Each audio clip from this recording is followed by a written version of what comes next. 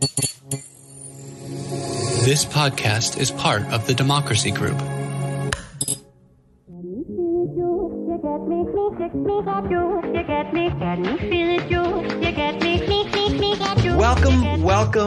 Welcome. We are talking politics and religion without killing each other, and I am your host, Corey Nathan. So grateful to have a place to talk about faith and politics and really important ideas in our culture with all kinds of interesting folks across the spectrum, but people of goodwill in good faith. I am super excited to announce that our program is now part of the Democracy Group, a network of podcasts that examines what's broken in our democracy and how we can work together to fix it. So you can understand, if you've been listening to the show, why we're so excited to be a part of this great network. So please remember to subscribe to TP&R, talk politics and religion without killing each other if you haven't already. Tell a friend, give us a good rating, and leave a review. Easiest way to find us is our main site, which is www.politicsandreligion.us. That's www.politicsandreligion.us. Or feel free to connect with me on all the social media apps, Facebook, Instagram, Twitter, LinkedIn, post.news. I'm on all of them. I'm at Corey S. Nathan. That's Corey, S as in Sam, Nathan, at Corey S. Nathan. All of that helps get the word out so more people can participate in the conversations like the one we're having today with Stephen Newcomb. Stephen Newcomb is a Shawnee-Lenape scholar and author. He has been studying and writing about U.S. federal Indian law and policy since the early 1980s, particularly the application of international law to indigenous nations and peoples. Mr. Newcomb is the director of the Indigenous Law Institute, the author of Pagans in the Promised Land, Decoding the Doctrine of Christian Discovery, and the co-producer of the documentary, The Doctrine of Discovery, Unmasking the Domination Code, both of which we'll be talking about today. His work examines Christendom's legacy of domination and dehumanization that has resulted in the near destruction of thousands of years of spiritual and ecological wisdom developed by indigenous peoples and nations. Mr. Newcomb has worked on indigenous peoples issues at the United Nations for 20 years. His work has been published by Wiley Blackwell of Oxford, NYU School of Law, Fulcrum Publishing, UCLA School of Law, the Griffith School of Law in Australia, among other publications. In May of 2016, Mr. Newcomb met Pope Francis at St. Peter's Square and Archbishop Tomasi at the Pontifical Council for Justice and Peace regarding the papal bulls of the 15th century. Stephen Newcomb, thank you so much for joining me today. How are you doing? I'm doing well. Thank you for having me on your show. Yeah, this is a real honor. I've been ensconced in your work, and my eyes have been really opened. It's intimidating in a lot of ways of how ignorant I am to some of our history. And Steve, we'll certainly discuss a lot of your life's work, as I said, the book and everything. But I have to ask about your meeting with Pope Francis. Your work makes a meeting like that particularly significant. What was that like, meeting Pope Francis and Archbishop Tomasi? Well, I think that it was my second time being to the Vatican. I was there in the year 2000. I mean, basically it was pretty much a photo op with the Pope, but I was able to give him a copy of my book and a copy of a document that we had prepared in advance, and also was able to talk to him just briefly about the fact that we were calling on him to revoke the papal bull of May 4th, 1493, to lift the darkness that the Vatican placed on our peoples. And upon me saying that, he said he would read the book, but I don't know how well he reads English. And I guess I should have been more overwhelmed by the moment or something, but I felt it was such a long time in the development up to that moment that it was just seemed appropriate. And I mean, it was profound, but it just seemed like it was a culmination of everything we had done up to that point. Yeah. And so when my friend Virgil Killstraight and I began the effort to work toward the revocation of that particular papal document, and there are many of them, but that was our central focus. That was all the way back in 1992 when we founded the Indigenous Law Institute, and began our path. So we had written a letter to Pope John Paul II back in 1993. That went to the Vatican, and we had continued on with that work ever since then. So, of course, Virgil unfortunately passed to the spirit world in February of 2019, but a number of us carry on, in his absence. So, which is a very deep absence in terms of how profound of an impact he had on my life, particularly, but many, many people's lives. He was quite an amazing human being. So then the meeting with Tomasi, Archbishop Silvano Tomasi, was about 2.5 hours, I think. And many of us, all of us that were there, but many of us were able to speak very specifically to the nature of the Vatican documents that we're talking about and the patterns of domination and dehumanization and the harms and genocidal effects that those documents have had and continue to have on our nations and peoples. So it was very profound all the way around. It was amazing to be able to be there and just carry on the work. And did Archbishop Tomasi seem receptive to what you had to offer in terms of all the research that you've done? And has there been any action since that time? Well, I did say to him early on in the meeting, I said, with respect, I believe that there's much of your own history you don't know. Let me ask you a question. Have you ever actually read the papal bulls? And he said, no, I must confess. And I said, well, that's okay, but I've been reading them in Latin and English since 1989, so I think I know a little something about them. Allow me to elaborate. And that's when I went into the Latin and the English understandings that I have about those documents. And perhaps he was impressed that I had managed to gather that information. He's a consummate communicator, as most of the Vatican people at that level are. So he knows what to say to any given audience. So I think it went well, but we received a 2.5-page letter from him sometime afterwards. And initially that seemed impressive, but upon closer examination of his letter and deeper reflection, I noticed that actually there were only about, I'll say, less than 30 words of the 2.5 pages that pertain to what we had actually spoken to him about. So the rest of it was filler. I think the favorite dance move of the Vatican is the sidestep. So that's what they're pretty good at engaging in. Well, speaking of sidestep, I was thinking that folks that are hearing for the first time that there are papal bulls that have an effect on even how we're thinking to this day. It's hard to draw that straight line. So, for example, if I were talking to one of my Christian friends, one of my friends from church, they might say, oh, well, that's the Catholic Church. That's the Middle Ages, or, way before our time. And that's not really us. But a lot of your work in the book and in the documentary, you can draw a pretty straight line from those papal bulls to U.S. law to even how you're dealing with cognitive thinking. I want to get into all that, but first, what I wanted to do was I wanted to get a sense of your own background and your own people. In particular, at the end of the documentary that you co-produced, The Doctrine of Discovery, you quoted Shawnee Chief Tecumseh. If you remember that quote, could you tell us, number one, who Tecumseh was, and more importantly, the significance of what that quotation means to you?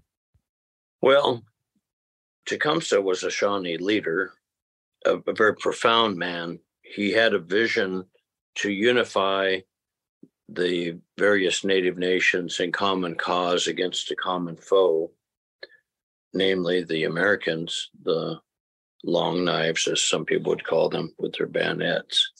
And so he was a tremendous orator. He had amazing charisma, just an extraordinary personality. And the quote at the end of the movie, and I don't have it memorized exactly, but basically he's expressing the kind of philosophy that so many of our nations and peoples have. in terms of the deep understanding of the meaning and purpose of life, which is for human beings to live according to values and understandings to be a benefit to one another and all living things. And that's the central purpose of our lives. And of course, my friend and mentor Virgil Killstraight would talk about the 7 laws of the Oceti-Sakowin, the Great Sioux Nation, as some people might understand it in English, the 7 council fires of the Great Sioux Nation. But those 7 laws, beginning with generosity and compassion and sharing and wisdom, seeking understanding, bravery, humility, patience, and fortitude. There are 7 laws that when everyone is working very concertedly together to uphold those laws and to behave beneficially toward one another and all living things, there's a way in which that brings about a spiritual way of life. So it's a spiritually oriented way of life, which means that we have a deep understanding of our connection to our ancestors, to the spiritual dimension of life, which is basically talking about energy, right? So how do we attune ourselves to the energy within sacred and significant places, but also everywhere? I mean, every single moment of our lives, we have energy to draw upon and work with, the life force that we are able to communicate with and to be in tune with in a profound way. So that's the challenge, because we have so many human weaknesses, and just being in this human form poses tremendous challenges for us. So how do we discipline ourselves to become excellent communicators, to be able to have the patience to work through differences and to find the commonalities that we share despite whatever differences we may have? Or are we going to just come out swinging and that's all we know how to do? That's what I get out of Tecumseh's life, his life example, that he was deeply committed to that vision of trying to maintain a free and independent existence, meaning free and independent from the claim of a right of domination exerted by the United States. Yeah. It's interesting as you flesh those concepts out for me, in particular, to be a benefit to one another and to all living things is very much like a Jewish concept called tikkun olam, which means heal the world. Or as you're describing the 7 virtues, they sound very similar to what's called the fruit of the Spirit in the New Testament. Love, joy, peace, patience, kindness, goodness, gentleness, self-control. But unfortunately, to your point, as we are students of history, we understand that folks are enamored too often with the sword than they are with the word, too much with the riches or the position of domination than they are with the sense of peace. So that's why, like I said, and reading your work, it's maybe intimidating isn't the right word, but it is daunting and convicting, maybe is an even better word. But I wanted to ask you a little. Much of your work shines a light on the results of the doctrine of discovery, which, as you rightly point out, should more aptly be called the doctrine of domination, resulting in the near destruction of thousands of years of spiritual and ecological wisdom developed by our original nations. I was wondering, have you studied your own people and your own nation's story? And if so, if you could share some of that background with us. Well, I have to say that I wasn't raised with those teachings. And so that's an unfortunate part of my life, something that I had great anger about early on. I still do, but it's just channeled in a different way.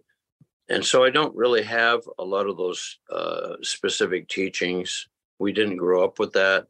My grandpa, Bushyhead Spybuck Newcomb, and his father, Solomon Newcomb, both ended up at Haskell Boarding School, which was an institution designed by the United States government, along with all the other so-called boarding schools.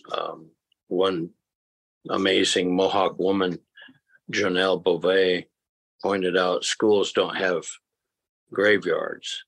But anyway, they went through that indoctrination process, and I think that part of the result of all of that genocidal trajectory is that many people, such as myself, don't really have a lot of those connections, and that partly has to do with the fact that my native grandparents, my grandma Bessie Edmonds and my grandpa Bush, they moved to Oregon, the Pacific Northwest, in the 1930s during the Dust Bowl times. And so that resulted in me being born on the West Coast in Portland, Oregon. So, yeah, I don't really have a lot of those. I mean, I can share some general things, but in terms of specific teachings, I guess I have more of a grounding in, what other elders have taught me, such as Virgil and a number of others. But in general terms, I am able to, I think, express what I have been able to put together for my own understanding and insight with regard to the teachings of original nations and peoples, such as I already mentioned. I can give you a real key example of that with regard to the Lakota language. As an example, the sound la is a term of deep affection. So pila mia or wopila or tukashila, every time you hear that la sound in there, that's a term of deep affection. So it's actually a deep affection toward life, structured and built into the language itself. And so that's a central feature of the language. And the language was evolved for the purpose of prayer, for meaningful communication with all forms of life. And so mitakuyasu is, and hopefully I'm pronouncing that correctly, but basically saying all my relations, or as I prefer to say, all our relations, meaning everything. Our relations are all living things. And that's the deep teaching. So in our Lenape language, if you're talking about the Creator, you would say Gishela Miang. Well, actually, that's addressing the Creator directly. If you're addressing the Creator, you say it in that form. But if you're talking about the Creator, you would say Gishela Mikon. So the way in which I pray in our language is to say Gishela Miang, Kikayu Yamananingake, which is our ancestors, our dearly departed ones. Mil Ungunda Walken. So give me a blessing. Mili Ungunda Walken. Give us a blessing, more inclusive of everyone. And Mil Ungunda Walken, Mili Ungunda Walken, Wuli Nepali, Wuli Nepalinen.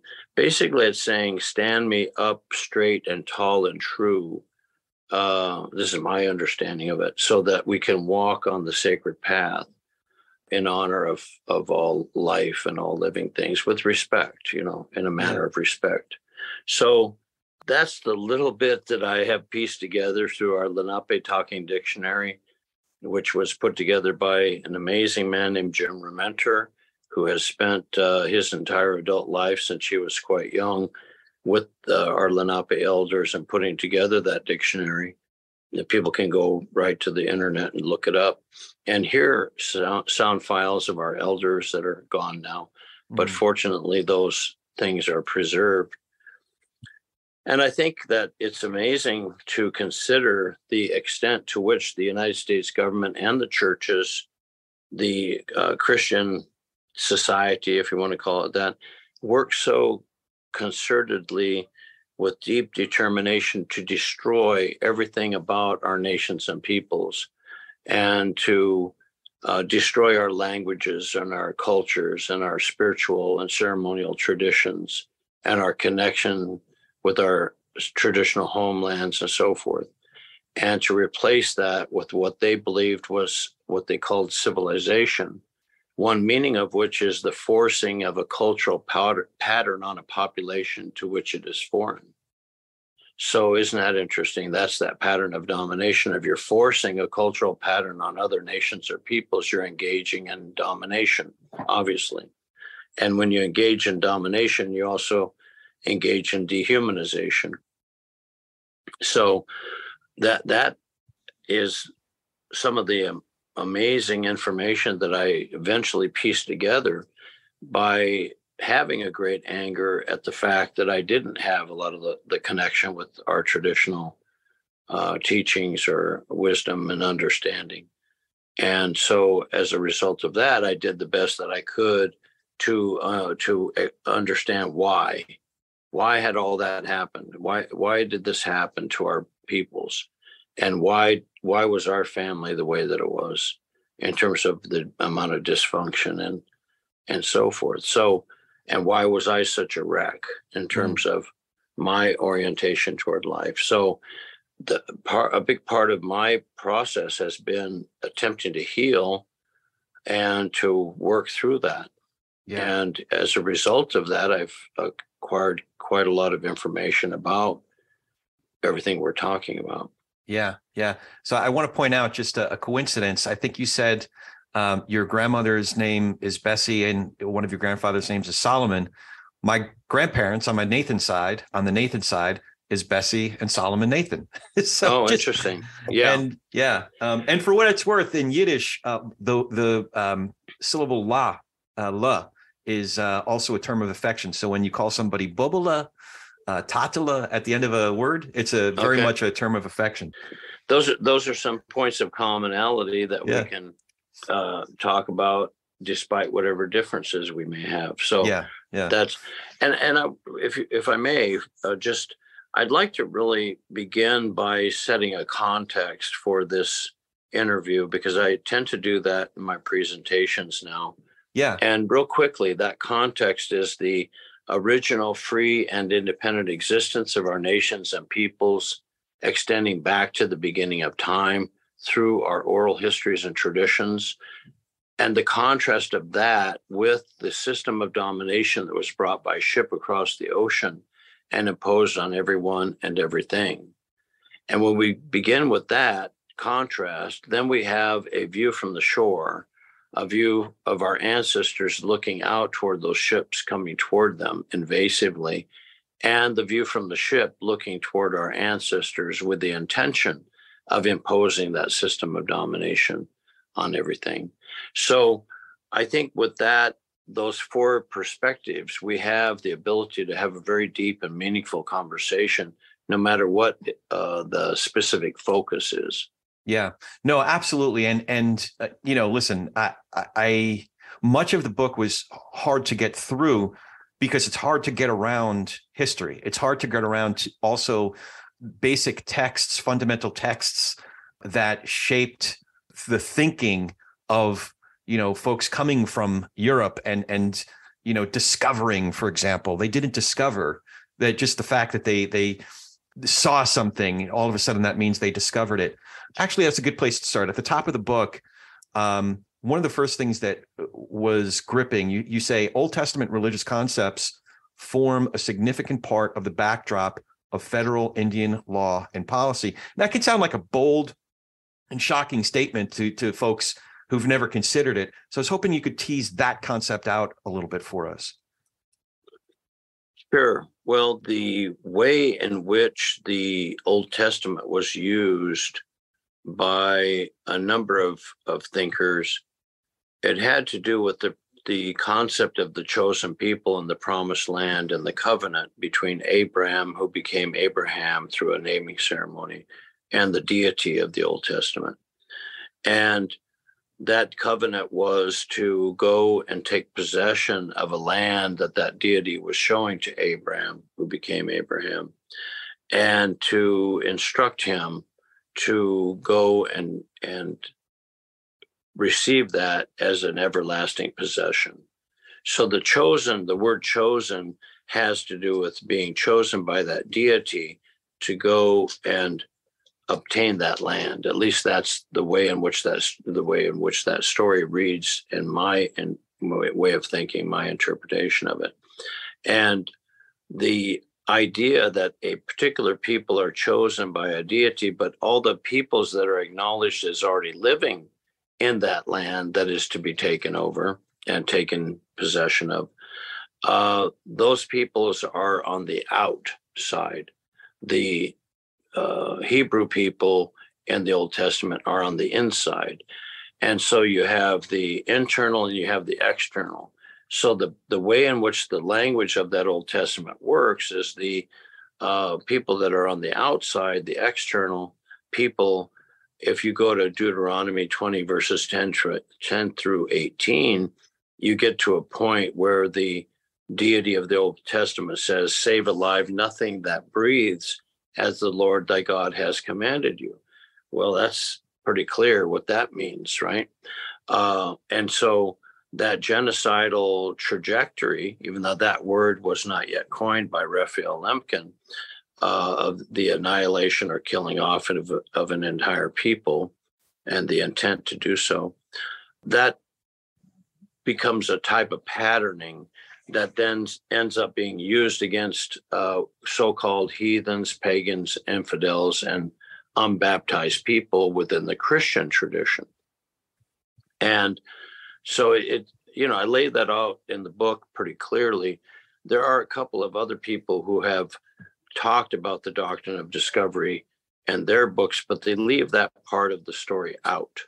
And I think it's a key part of it. Now, when I say that it has served as a backdrop, the general prejudice or bigotry of so-called Christian people toward non-Christians or those unbaptized peoples that are not part of the body of Christ, that becomes a basis for a judgment, but the judgment itself is created by the language that the people bring across the ocean. So when they're actually saying they're looking at heathens, pagans, infidels, well, they're also creating that which they claim to be looking at. And they're creating it through the language that they're using. So there would be no heathens, pagans, infidels, or any of that, savages and so forth, if there weren't a language creating those concepts and creating the perception that is created through the use of that kind of language.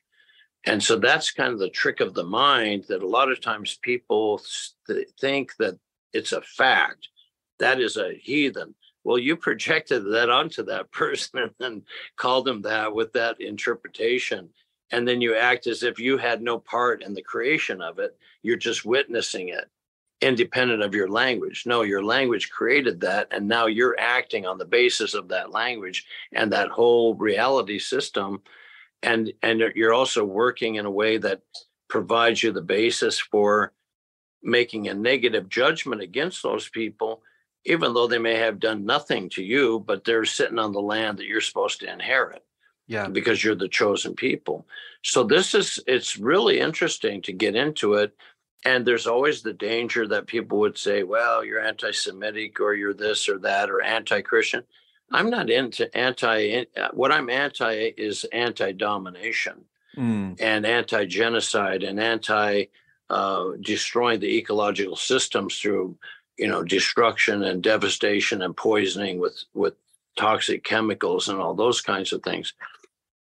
So we should be able to work through those kinds of nuances and details without being at odds with one another. At least I would hope. Because if we all want a beneficial future together, then we should figure out how we can work on that. Yeah. But I think that a lot of times people are not, maybe they haven't developed an insightful kind of subtlety to be able to work on the communication process to try to achieve a beneficial relationship with one another. Yeah. Toward a beneficial future. The tendency on the part of a lot of us, not just Christians, Jews, but a lot of us, is to pick and choose which pieces of scripture are comfortable for the argument that we want to make at that time. But just as you're speaking about, genocide, it's hard to get around the entire book of Joshua, for example, which describes taking over of the land. I've heard some interesting conversations, rabbinic conversations about that well, maybe God was also dealing with the Canaanites. That's not necessarily dealt with in the narrative that we have in the Bible, but maybe God, it doesn't exclude the possibility that God was dealing with the Canaanites and the other peoples of that land. Those may be separate stories. I bet my father or the rabbi at the Hasidic shul could speak to that. But to your point, like, hey, let's reckon with it. Let's reckon with the totality of the history. I would say, having grown up in a very observant Jewish household before becoming a Christian, that most of the Jewish people's history has been in exile, in diaspora. We've been on the outside. I also find it ironic that as outsiders more often than being in the inside, what's described as you rightly point out in Deuteronomy, and then as I say in the book of Joshua, that being a minority among a dominating people, somehow the Jews are still here. The people of Israel are still here, not the people of Babylon, not the Persians, not the Nebuchadnezzar's people, what have you. So it's, to your point, there's nuance there. There's a lot to dive into, but let's embrace all of it and not try to dismiss the parts that aren't convenient for whatever argument we're trying to make. But this speaks to something that you deal with a lot in the book. A lot of it delves into cognitive theory, which you've already touched upon. It's a framework to better understand, as you put it, the pathology of the dominating mentality that has led to such atrocities against Indian people. So can you briefly describe what cognitive theory is? Well, as I understand it, there are probably a number of ways to describe it or define it, but it's a theory of how the human mind works and how knowledge works. So, this goes into the word discovery, right? The discovery is understood as a kind of knowledge, right? You discover it, now you have that as part of your repertoire of knowledge. And it usually has the implication that it's new, that it was not known before, and suddenly you've discovered it, and maybe all kinds of people understood it before, but you just discovered it for yourself. Right. Or maybe taking the totality of a given society, that the society itself did not have that understanding or insight, and then suddenly came upon it. And so then that's a discovery. So the idea that that human knowledge actually operates on the basis of metaphors and of particular analogies and stories and so forth, that's a very important kind of insight and understanding, because the way in which we use metaphors will determine the kind of reality that we experience. Metaphors shape and create reality, just because they're part of the feature of language, and language also shapes and creates language also shapes and creates reality. So not all language is metaphorical. I suppose there are some aspects that aren't, but the main point is that it's the way in which the mind functions and operates, and having a deeper understanding of that will enable us to understand how the law operates, or different areas of human knowledge. And I think that's one of the most fascinating conversations to have with anyone, to try to ascertain, how do we know what we believe we know, and how do we verify whether what we believe to be true is actually true? What's the litmus test that we're going to use, or the type of evaluation that we're going to use, or who are we going to turn to? Experts? Are we going to turn to our own investigation? And what if those experts have certain financial or political interests that actually influence what they're putting forward as knowledge? Is that a factor that we should take into account? And so I just think that that's critically important. And then the metaphors that people make commitments to, and the way in which they organize their lives around certain kinds of metaphorical systems is also fascinating. So if you take in the Lakota language, which I'm not fluent in at all, I just have some basic understanding of it, but you take any of our traditional languages, and there is a whole body of metaphors within that language, whichever one it is, that shapes and creates that form of reality. So it's let's say a Lakota reality, or a Shawnee reality, or a Lenape reality, or a Kumeyaay reality, and just go down the list of hundreds of original nations and peoples and realize that each of those languages creates an entire world of understanding and experience. And so how that works in the human mind and in the brain, that is a big part of what is called cognitive theory. Yeah. Yeah. And then you've already touched upon some examples, but I was hoping you could provide a few more examples of how our language and basic assumptions just feed into specifically this dominating mentality. Sure. Well, one of the easiest ways to do that is to look at 7 main meanings. Virgil Gilstrate, as I mentioned before, he had an explanation of the 7 laws of their nation. And so there are 7 main concepts in English that I managed to figure out just over the course of time, looking at the patterning. And those terms are civilization, state, sovereignty, ascendancy, dominion, property, and empire. And when you look at each and every one of those terms, it turns out that those are all words that mean domination at their root. So if you have 7 times anything, something to the 7th power, let's say, that's a hell of a lot of whatever that is. Okay. Yeah. And so civilization, I already mentioned the definition of that, the forcing of a cultural pattern on a population of which it is foreign. State, Max Weber defined that as a relation of men dominating men. If the state is to exist, the dominated must submit themselves to the authority claimed by the powers that be. That's a framework of domination. Ascendancy is controlling influence, governing power, domination. The word domination is actually listed in the definition of ascendancy. I think it's the only word that is true of. And then you also have sovereignty, which Jonathan Havercroft in his book Captives of Sovereignty defines as an unjust form of political domination that limits human freedom. And then you also have property, which is defined in the Ballantyne's Law Dictionary from 1969 as not the material object itself, but the right of domination rightfully obtained over that object. And then you have William Blackstone in his commentaries on the English common law defining property as the sole despotic dominion over external things. And on that basis, Lance Liebman and Charles Monroe Haar, two at that time Harvard law professors, defined property in their book Law and Property as the first establishment of physical domination over some part of the natural world.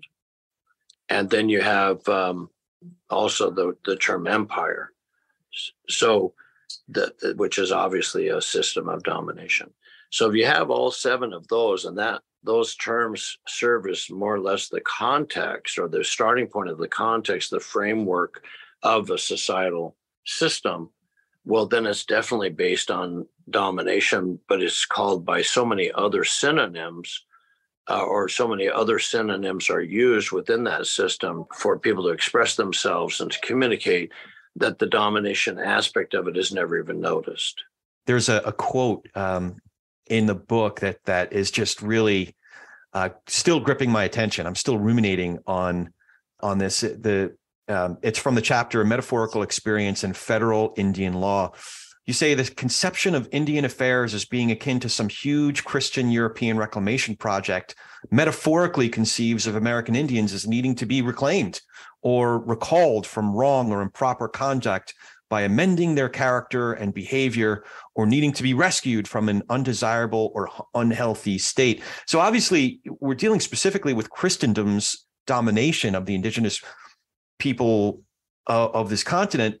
I was actually curious if or in what ways you've observed the same disposition that persists today, whether it's American Christians or more broadly, and what its effects are.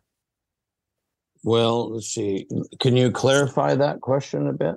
Well, to me, what you described in the beginning of that chapter, it describes a disposition, a posture, if you will, of, and again, using cognitive theory of sort of being on high or claiming a position of authority or claiming a position of being clean and having righteousness or goodness, and having a unique and almost exclusive understanding to what is good. But I see that even more pervasive, and it pervades in much of how we deal with each other today. I mean, I'm part of, like I said before, I became a Christian a number of years ago, and I see it, that disposition pervading in the church. I was wondering whether it's in the church or the American persona that dominates. I was wondering if you've noticed that, and if so, how so, like what the effects are. Well, I guess I would approach your question in this manner, and I already alluded to this to some extent. If when the Christians came in to our territories, they were already defining our peoples as lacking in something fundamental, because they believed that they had the answer, or let's put it this way, the cure. But the affliction that the people had, that supposedly had to be cured, was also created by the very system that they were bringing in. So in other words, you create the solution, you create the problem, and then you claim that you have the solution to the problem that you've created. So that's more or less the methodology, that they're bringing with them a language system that we can look back on now and examine and realize, gee, it's still operational today. So, I mean, and this really goes into the more global aspect of what I have located in terms of the information and the patterning of the information, which is the claim of a right of domination. At its root, no matter where you look in the historical record with regard to the documents that I'm talking about and examining in my writings, the claim of a right of domination is there. And so all those 7 terms that I already mentioned, civilization, state, sovereignty, ascendancy, dominion, property, and empire, dominion that I didn't go into in my explanation, but all of those terms create a framework of domination. And then they're looked upon as just normal. So if we say property, nobody thinks domination, that's just property. There's no understanding that domination is underneath it. And so with regard to what are these people lacking? Well, they don't have civilization, meaning they're still running around loose. They're still running around free, but they don't define it in that way. They define it as an affliction that they're lacking what the Christians have coming in. So the American enterprise goes all over the world with its 750 or 800 military bases all over the planet as the American empire, and imposes its will all over the globe. But the whole enterprise is based upon a claim of a right of domination at its root. And that's something that was started by the founding fathers, so-called founding fathers. They founded an enterprise, and that enterprise, I mean, George Washington referred to it as our infant empire. John Marshall referred to it as this our wide-spreading empire. And Jefferson understood it as an empire of liberty, but the liberty is for the empire. And so, you know, the concept of the yeoman farmer and all that, okay, that's fine, but what's that based on? Property. So you have all these lands of original nations. There's no Christian European property law system existing over here. They have to create that. And in order to create that, they have to create the template for that, and they have to create the space and the opening. So there's something in the historical record that I call the doctrine of infidel non-existence. They exist physically, but they do not exist for the purpose of the enterprise. They have to negate the original nations and peoples in order to create the space for and the opening for their system that they're imposing and constructing as the empire itself. Yeah. So what they did is they created little colonies that they called territories, and they had a big colony that they called the Northwest Territory. And out of that Northwest Territory, they created 5 states. So, Ohio, Indiana, Illinois, Michigan, and Wisconsin, I believe it is. And so those 5 states, the word state takes us back to Max Weber's definition of state as a relation of men dominating men and so forth that I already explained, right? So the whole framework, if people have the time and the patience to go through it meticulously, as I have over the course of decades, then these types of deeper insights and subtleties begin to emerge. And the whole nature of the enterprise is to look for the patterns and understand those patterns. So I hope I've addressed your question. Yeah, no, absolutely. Yeah. Absolutely. And we'd be remiss if we didn't touch upon a very significant case that's codified this right of domination in U.S. law. We're coming up actually on the bicentennial of a Supreme Court case, Johnson and Graham's Lessee versus McIntosh in 1823. Could you describe the significance of that case? Well, it's considered to be the cornerstone of property law in the United States. So property is that right of domination. So it's domination law in the United States is the foundational framework for the entire system. And what it says is that the Christian Europeans, the Christian people, they have a specific quote from one of the English charters, the John Cabot Charter, and the Christian people are differentiated from the natives who are heathens, as Chief Justice John Marshall writes in the Johnson versus McIntosh ruling. So why is that significant? Well, because he says the Christian Europeans or the Christian people are the ones with the right of ultimate dominion, and that's according to the norms and rules of Christendom.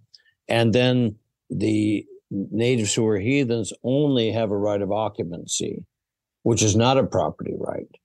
And that's been clarified again and again by the court. So it means that the infidels, the heathens, the savages are not allowed within the Christian European property law system to have a right of domination.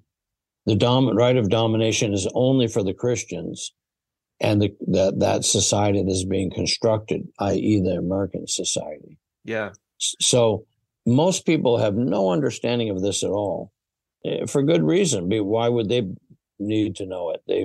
They're just living their life, right? But for those of us that wanted to understand how in the heck did this whole thing get constructed and built, and on what basis has it been constructed and built? I was fortunate that my dad taught me to read by the time I was 4, I was already reading. And every time I would want to know the meaning of a word, he'd say, look it up.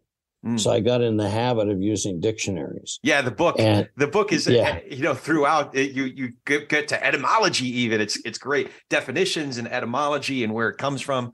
It was really enlightening. Yeah. So that's the key, because there's an underlying code. There's the federal code.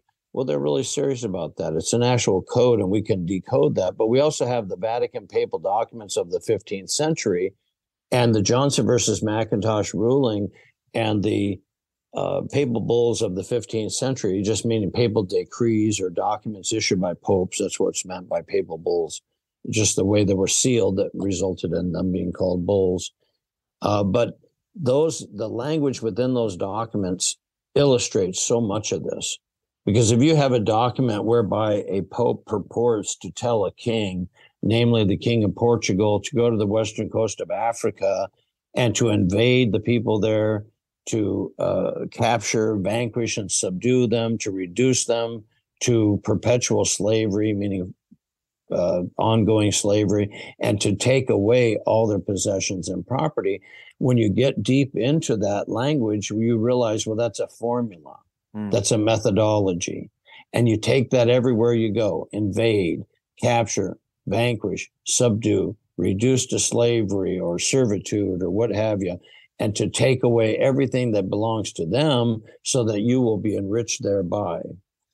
And so when you understand that a whole society and a whole global system is premised upon a claim of a right of domination, that is not something that is praiseworthy except for by people that love to dominate, and love to have the wealth and the luxury and so forth that comes from that. Yeah.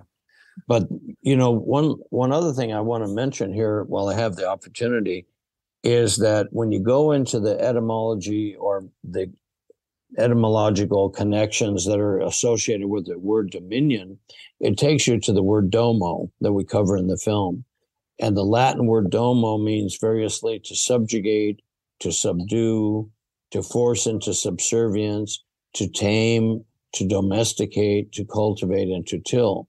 To cultivate in Latin is colere, meaning to colonize and to design.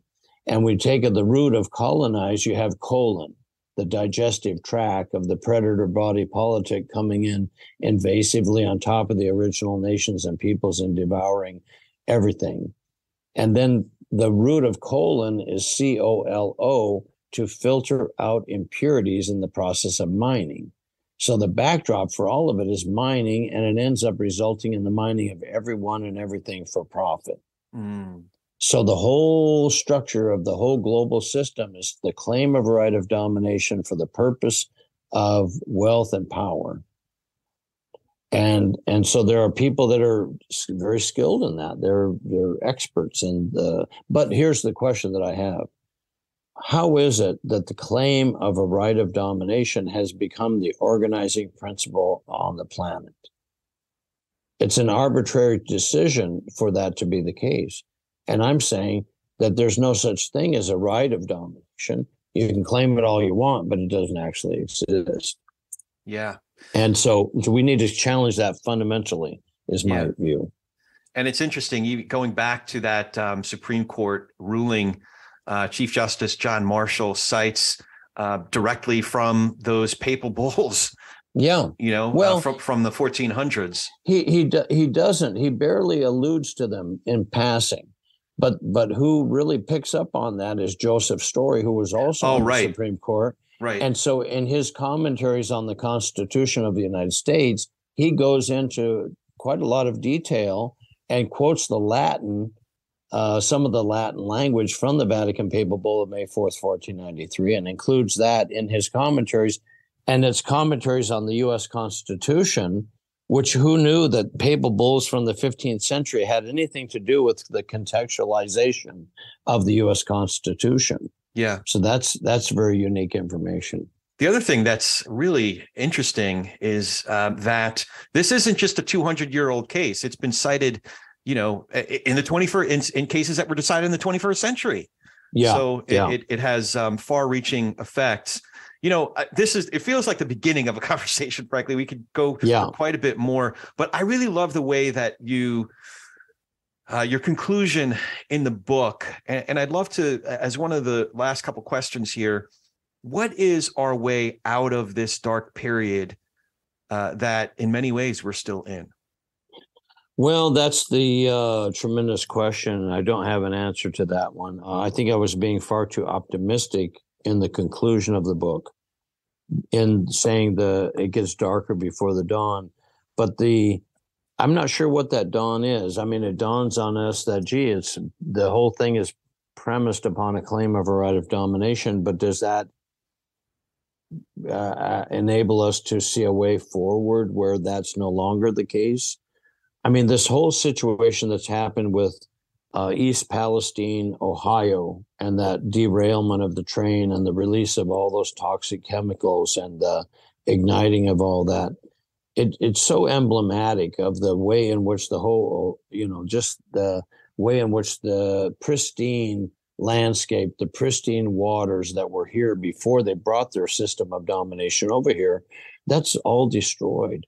Look at the amount of poison in the fish, the mercury in the fish, and it's pretty difficult to go and find places where you can fish without toxicity. Everything has been so poisoned, and so much of the forests have been devastated.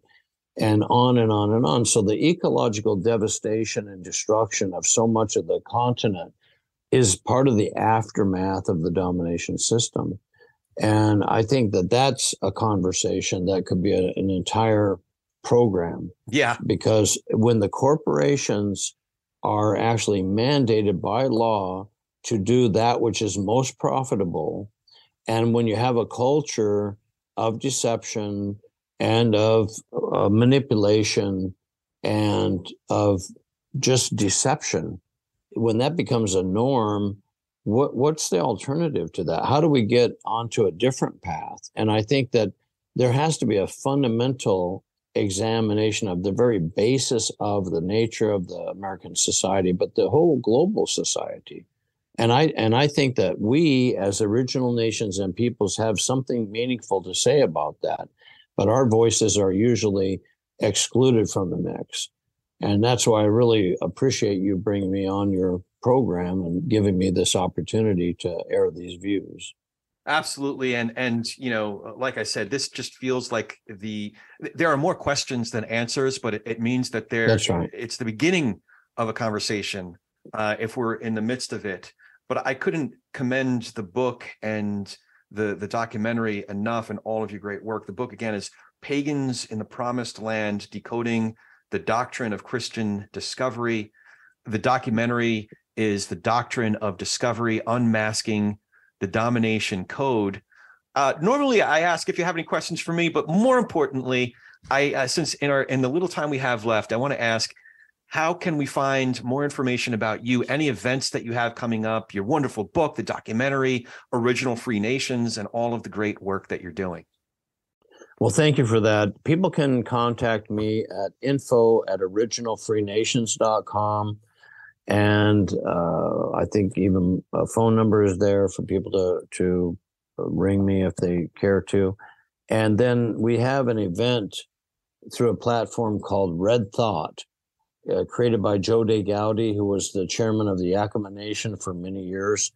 And my friend, dear friend and mentor in a sense, Peter Dorico, he has a book called Federal Anti-Indian Law, and Peter and Joe De and I will all be on the Red Thought broadcast that we're going to have February 28th, which is the 200-year mark since Chief Justice John Marshall, on behalf of a unanimous Supreme Court, handed down the Johnson versus McIntosh ruling. And it'll be quite a few hours that day. It'll be basically a half-day mini conference in a sense. So I have an event coming up later this year that I'm going to ask you about offline, but it's along the lines of who gets to tell the story, and it's a multi-faith, multi-ethnic, multi-backgrounds kind of conversation that I'd love to have. And again, it feels like just the beginning of the conversation. But Steve, I really appreciated having you on today. A lot of eye-opening information, and I hope other folks pick up the book and watch the documentary. I'll have all the links in the show notes. Thanks again, Steve. It's really good getting to know you and getting to know your work a little bit better. Terrific. I really appreciate it, and look forward to other opportunities. Absolutely.